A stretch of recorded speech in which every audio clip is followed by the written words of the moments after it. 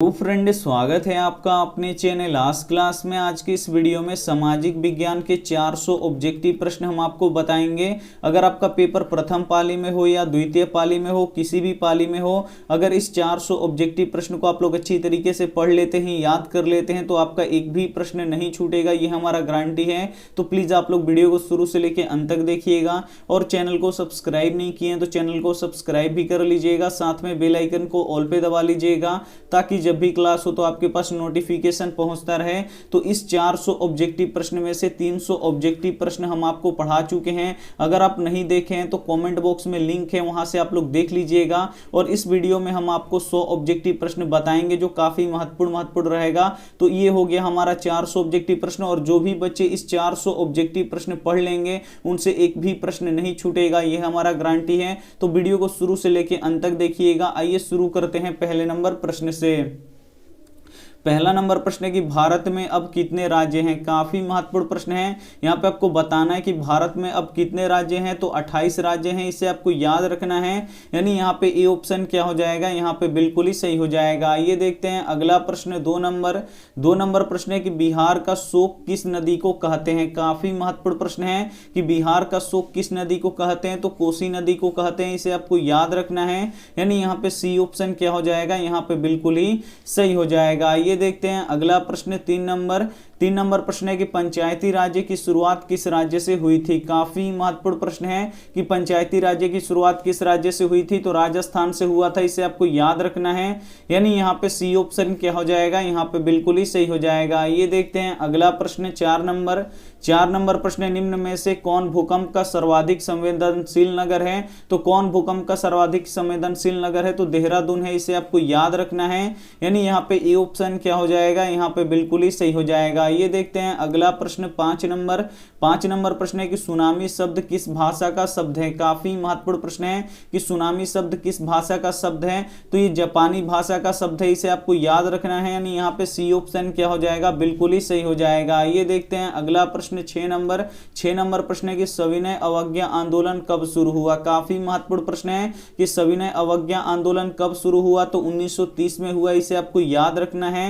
यानी यहाँ पे बी ऑप्शन क्या हो जाएगा, यहाँ पे बिल्कुल ही सही हो जाएगा। ये देखते हैं अगला प्रश्न। 7 नंबर प्रश्न है कि महात्मा गांधी के पिता का नाम क्या था। काफी महत्वपूर्ण प्रश्न है कि महात्मा गांधी का पिता का नाम क्या था।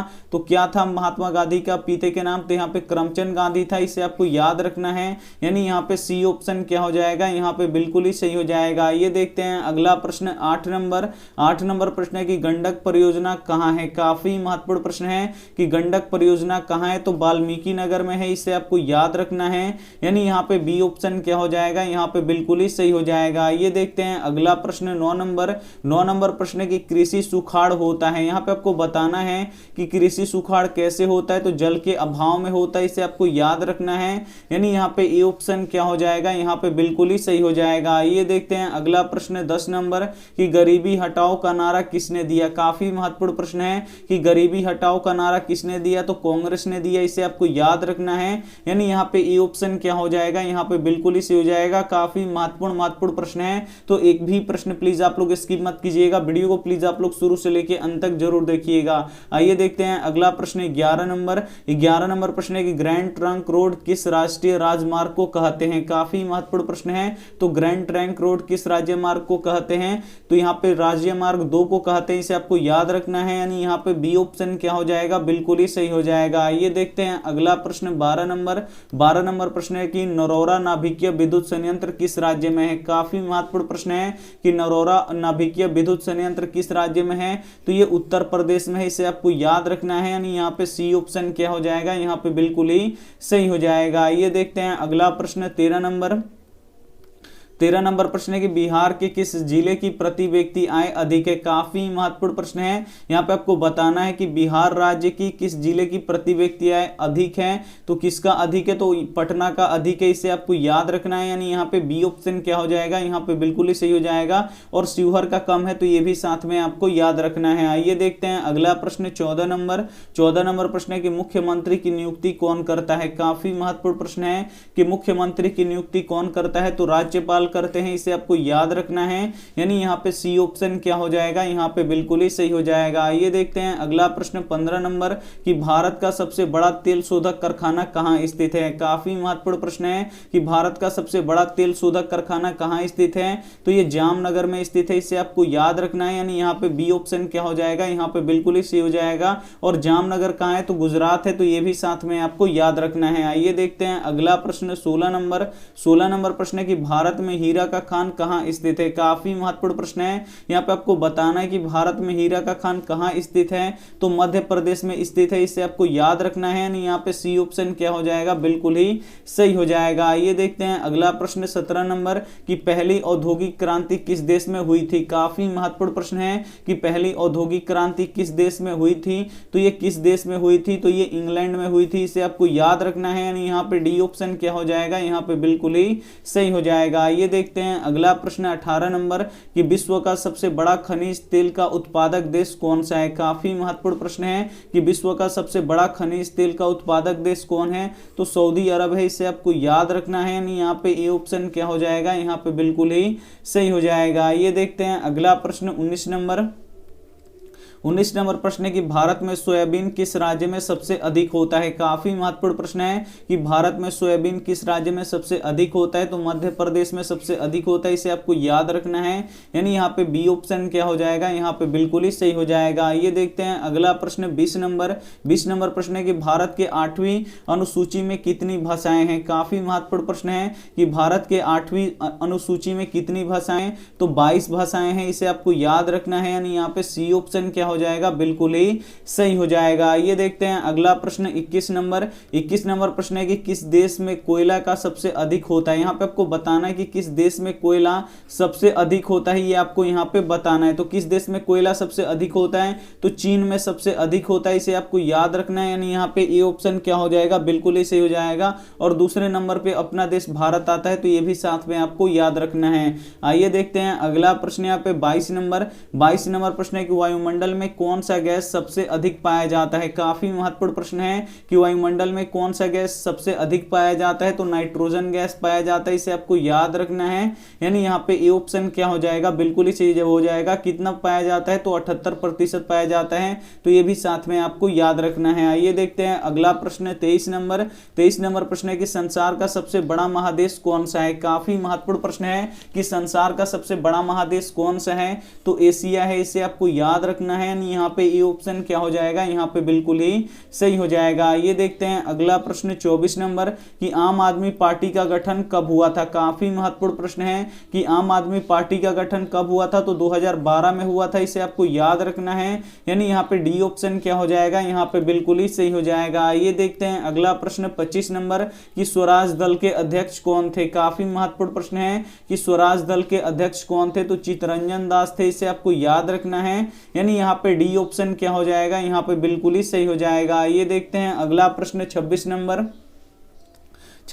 प्रश्न है कि भारत में हरित क्रांति के जनक कौन है। काफी महत्वपूर्ण प्रश्न है कि भारत में हरित क्रांति के जनक कौन है, तो भारत में हरित क्रांति के जनक एम.एस. स्वामीनाथन है, इसे आपको याद रखना है। यानी यहाँ पे सी ऑप्शन क्या हो जाएगा, यहाँ पे बिल्कुल ही सही हो जाएगा। ये देखते हैं अगला प्रश्न 27 नंबर प्रश्न है कि भूकंप की तीव्रता किसमें मापी जाती है। काफी महत्वपूर्ण प्रश्न है कि भूकंप की तीव्रता किसमें मापी जाती है, तो किससे मापी जाती है, तो ये रिक्टर स्केल से मापी जाती है। यानी यहाँ पे सी ऑप्शन क्या हो जाएगा, यहाँ पे बिल्कुल ही सही हो जाएगा। ये देखते हैं अगला प्रश्न 28 नंबर प्रश्न है कि वर्तमान में सबसे अधिक उपयोग होने वाला साधन कौन सा है। काफी महत्वपूर्ण प्रश्न है कि वर्तमान में सबसे अधिक उपयोग होने वाला साधन कौन सा है, तो मोबाइल है, इसे आपको याद रखना है। यानी यहाँ पे सी ऑप्शन क्या हो जाएगा, यहाँ पे बिल्कुल ही सही हो जाएगा। आइए देखते हैं अगला प्रश्न 29 नंबर कि भारत का वित्तीय वर्ष शुरू होता है। काफी महत्वपूर्ण प्रश्न है कि भारत का वित्तीय वर्ष शुरू होता है, तो भारत का वित्तीय वर्ष कब से शुरू होता है,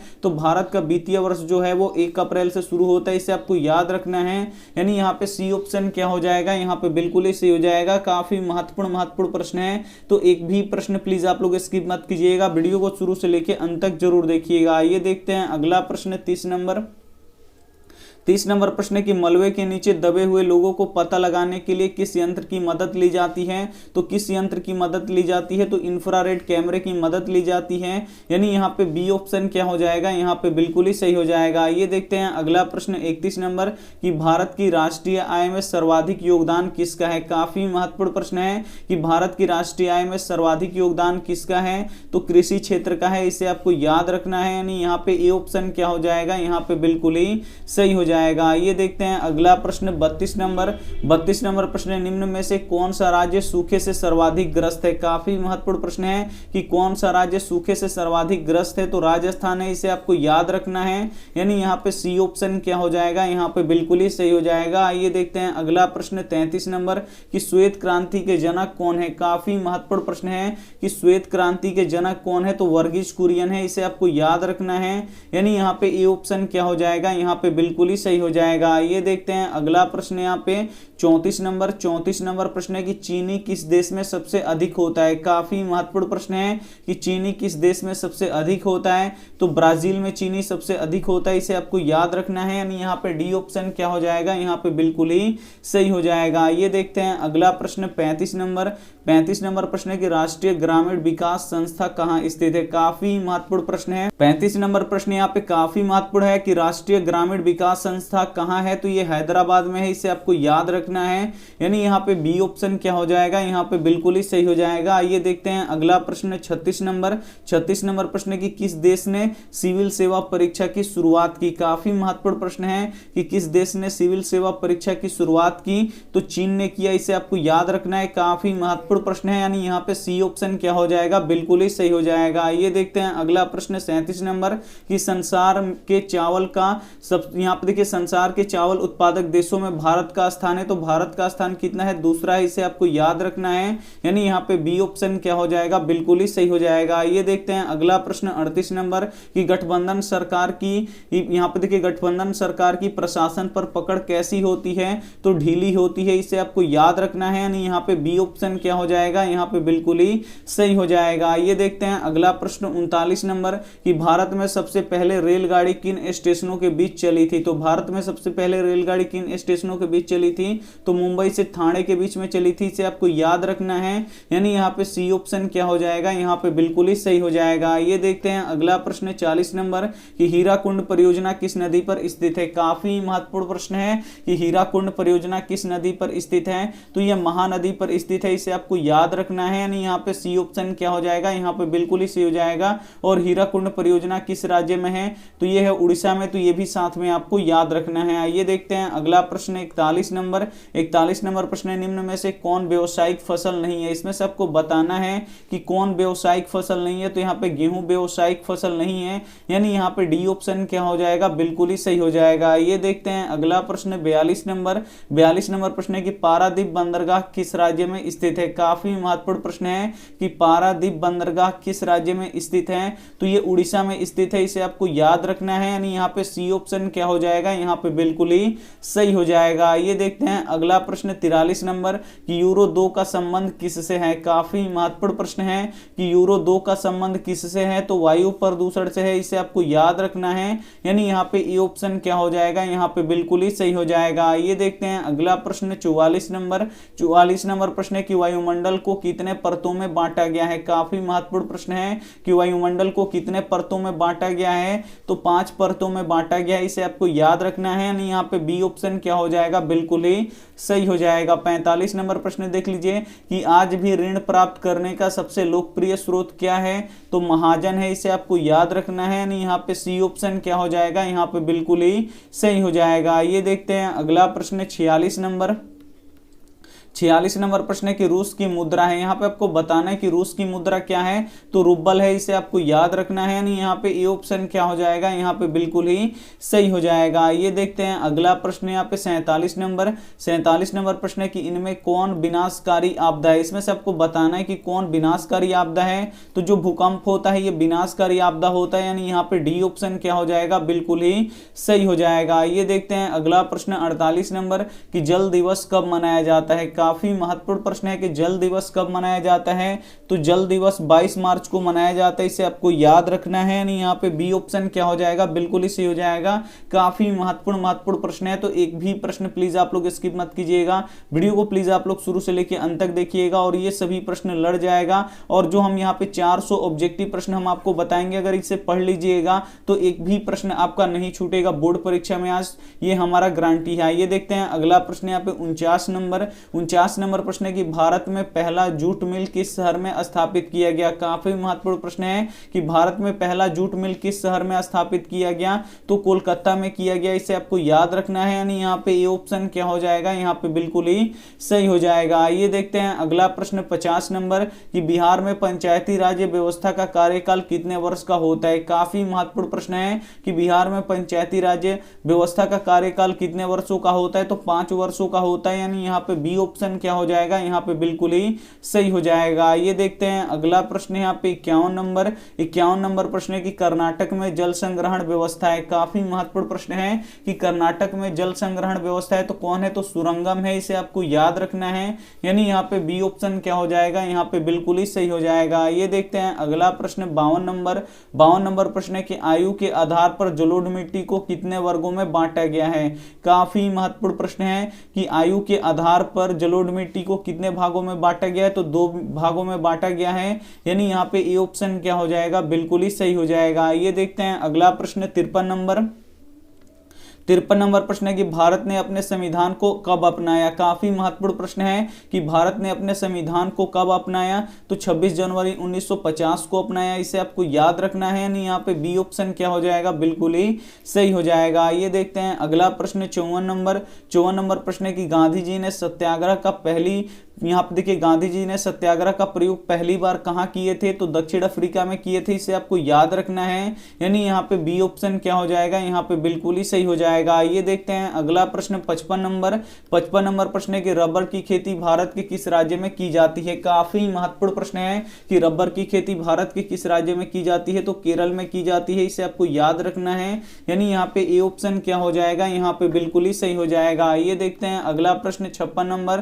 कि यहाँ पे देखिए कहवा का सबसे अधिक उत्पादन किस राज्य में होता है। काफी महत्वपूर्ण प्रश्न है कि कहवा का सबसे अधिक उत्पादन किस राज्य में होता है, तो कर्नाटक में होता है। यहाँ पे बी ऑप्शन क्या हो जाएगा, यहाँ पे बिल्कुल ही सही हो जाएगा। कहवा का सबसे अधिक उत्पादन कहाँ होता है, तो कर्नाटक में होता है। ये देखते हैं अगला प्रश्न 57 नंबर प्रश्न है कि गिर वन किस राज्य में स्थित है। काफी महत्वपूर्ण प्रश्न है, तो एक भी प्रश्न प्लीज आप लोग स्किप मत कीजिएगा, वीडियो को शुरू से लेकर अंत तक जरूर देखिएगा। यहाँ पे आपको बताना है कि गिर वन किस राज्य में स्थित है, तो ये गुजरात में स्थित है, इसे आपको याद रखना है। यानी यहाँ पे बी ऑप्शन क्या हो जाएगा, यहाँ पे बिल्कुल ही सही हो जाएगा। ये देखते हैं अगला प्रश्न यहाँ पे 58 नंबर प्रश्न है कि झूम खेती कहाँ की जाती है। काफी महत्वपूर्ण प्रश्न है कि झूम खेती कहाँ की जाती है, तो पूर्वी पहाड़ी राज्यों में की जाती है, इसे आपको याद रखना है। यानी यहाँ पे ये ऑप्शन क्या हो जाएगा, यहाँ पे बिल्कुल ही सही हो जाएगा। ये देखते हैं अगला प्रश्न 59 नंबर प्रश्न है कि मुद्रा के प्रमुख कार्य क्या है। यहाँ पे आपको बताना है कि मुद्रा का प्रमुख कार्य क्या है, तो विनिमय का माध्यम है, मूल्य का मापक है और मूल्य का संचय है, यानी सभी है। यानी यहाँ पे डी ऑप्शन क्या हो जाएगा, यहाँ पे बिल्कुल ही सही हो जाएगा। ये देखते हैं अगला प्रश्न 60 नंबर प्रश्न है कि चावल की खेती मुख्य रूप से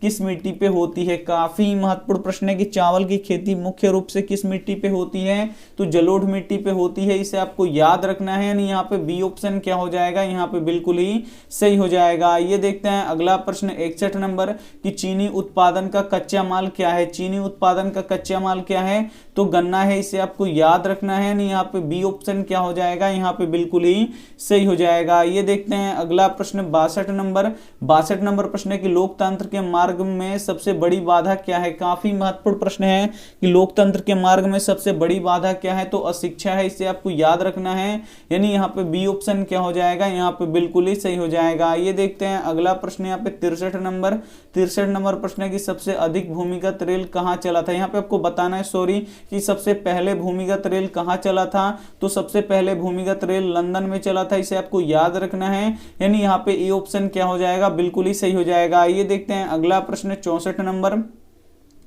64 नंबर प्रश्न है कि भारत में सबसे ऊंची सड़क कहां मिलता है, काफी महत्वपूर्ण प्रश्न है। यहाँ पे आपको बताना है कि भारत में सबसे ऊंची सड़क कहां मिलता है, तो लेह में मिलता है, इसे आपको याद रखना है। यानी यहाँ पे डी ऑप्शन क्या हो जाएगा, बिल्कुल ही सही हो जाएगा। ये देखते हैं अगला प्रश्न 65 नंबर कि भारत की अर्थव्यवस्था का मुख्य आधार क्या है, काफी महत्वपूर्ण प्रश्न है कि भारत की अर्थव्यवस्था का मुख्य आधार क्या है, तो कृषि है, इसे आपको याद रखना है।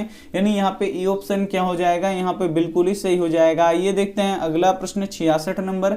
66 नंबर प्रश्न, निम्न में से कौन बहुराष्ट्रीय कंपनी है, इसमें से आपको बताना है कि कौन बहुराष्ट्रीय कंपनी है। तो नोकिया भी बहुराष्ट्रीय कंपनी है, फोर्ड मोटर ये भी है, और कोका कोला ये भी, यानी ये सभी बहुराष्ट्रीय कंपनी है। यानी यहाँ पे डी ऑप्शन क्या हो जाएगा, बिल्कुल ही सही हो जाएगा। ये देखते हैं अगला प्रश्न 67 नंबर।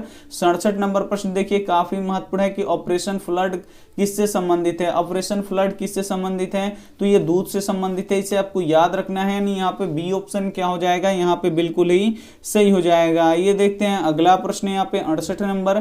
68 नंबर प्रश्न है कि 10 घंटे का आंदोलन कहाँ हुआ था, काफी महत्वपूर्ण प्रश्न है कि 10 घंटे का आंदोलन कहाँ पे हुआ था, तो इंग्लैंड में हुआ था, इसे आपको याद रखना है। यानी यहाँ पे ए ऑप्शन क्या हो जाएगा, यहाँ पे बिल्कुल ही सही हो जाएगा। ये देखते हैं अगला प्रश्न 69 नंबर। 69 नंबर प्रश्न है कि बिहार के आर्थिक पिछड़ेपन का प्रमुख कारण है। यहाँ पे आपको बताना है कि बिहार का आर्थिक पिछड़ेपन का प्रमुख कारण क्या है, तो जनसंख्या में तीव्र वृद्धि ये भी है, कृषि पर अत्यधिक जनाभार ये भी है, और बाढ़ एवं सुखाड़ का प्रकोप हमेशा बना रहता है ये भी है। यानी यहाँ पे डी ऑप्शन क्या हो जाएगा, यहाँ पे बिल्कुल ही सही हो जाएगा। ये देखते हैं अगला प्रश्न 70 नंबर।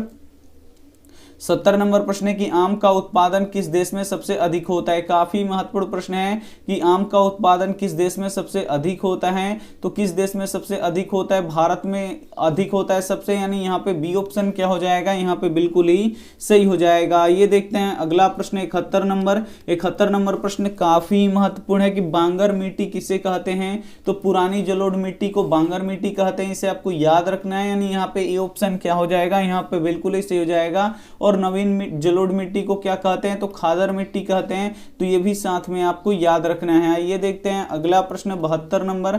72 नंबर प्रश्न है कि सिंधु जल समझौता कब हुआ था, काफी महत्वपूर्ण प्रश्न है कि सिंधु जल समझौता कब हुआ था, तो ये हुआ था 1960 में, और किस किस देशों के बीच हुआ था, तो भारत और पाकिस्तान के बीच हुआ था, तो ये भी साथ में आपको याद रखना है। आइए देखते हैं अगला प्रश्न 73 नंबर। 73 नंबर प्रश्न है कि भारत की पहली समाचार पत्र कौन सी है, काफी महत्वपूर्ण प्रश्न है कि भारत की पहली समाचार पत्र कौन सी है, तो बंगाल गजट है, इसे आपको याद रखना है। यानी यहाँ पे बी ऑप्शन क्या हो जाएगा, यहाँ पे बिल्कुल ही सही हो जाएगा। ये देखते हैं अगला प्रश्न 74 नंबर। 74 नंबर प्रश्न है कि आधुनिक शहरों का उदय सबसे पहले कहाँ हुआ, काफी महत्वपूर्ण प्रश्न है कि आधुनिक शहरों का उदय सबसे पहले कहाँ पे हुआ, तो इंग्लैंड में हुआ, इसे आपको याद रखना है। यानी यहाँ पे बी ऑप्शन क्या हो जाएगा, यहाँ पे बिल्कुल ही सही हो जाएगा। ये देखते हैं अगला प्रश्न 75 नंबर कि अंकोर वाट, यहाँ पे देखिए अंकोर वाट के मंदिर का निर्माण किसने करवाया, काफी महत्वपूर्ण प्रश्न है कि अंकोर वाट के मंदिर का निर्माण किसने करवाया, तो सूर्यवर्मन द्वितीय ने करवाया, इसे आपको याद रखना है। यानी यहाँ पे सी ऑप्शन क्या हो जाएगा, यहाँ पे बिल्कुल ही सही हो जाएगा। ये देखते हैं अगला प्रश्न 76 नंबर।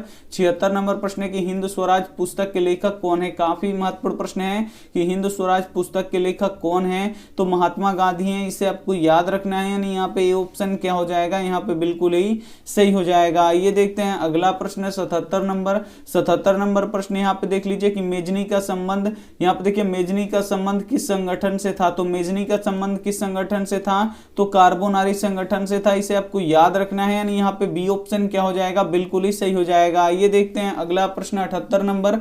78 नंबर प्रश्न है कि भारत में सिपाही विद्रोह कब हुआ था, काफी महत्वपूर्ण प्रश्न है कि भारत में सिपाही विद्रोह कब हुआ था, तो 1857 ईस्वी में हुआ था, इसे आपको याद रखना है। यानी यहाँ पे बी ऑप्शन क्या हो जाएगा, बिल्कुल ही सही हो जाएगा। ये देखते हैं अगला प्रश्न 79 नंबर। 79 नंबर प्रश्न है कि झारखंड राज्य का गठन कब हुआ था, काफी महत्वपूर्ण प्रश्न है। यहाँ पे देखिए आपको बताना है कि झारखंड राज्य का गठन कब हुआ था, तो 15 नवंबर 2000 को हुआ था, इसे आपको याद रखना है। यानी यहाँ पे सी ऑप्शन क्या हो जाएगा, यहाँ पे बिल्कुल ही सही हो जाएगा। ये देखते हैं अगला प्रश्न 80 नंबर। 80 नंबर प्रश्न है कि किस देश में में सबसे अधिक जातियां हैं? काफी महत्वपूर्ण प्रश्न है कि किस देश में सबसे अधिक जातियां हैं? तो भारत में सबसे अधिक जातियां हैं, इसे आपको याद रखना है। यानी यहाँ पे ये ऑप्शन क्या हो जाएगा, बिल्कुल ही सही हो जाएगा। ये देखते हैं अगला प्रश्न 81 नंबर। 81 नंबर प्रश्न है कि जनेवा समझौता में किस देश को दो भागों में बांटा गया? काफी महत्वपूर्ण प्रश्न है कि जनेवा समझौता में किस देश को दो भागों में बांटा गया? तो वियतनाम को दो भागों में बांटा गया, इसे आपको याद रखना है। यानी यहाँ पे डी ऑप्शन क्या हो जाएगा, बिल्कुल ही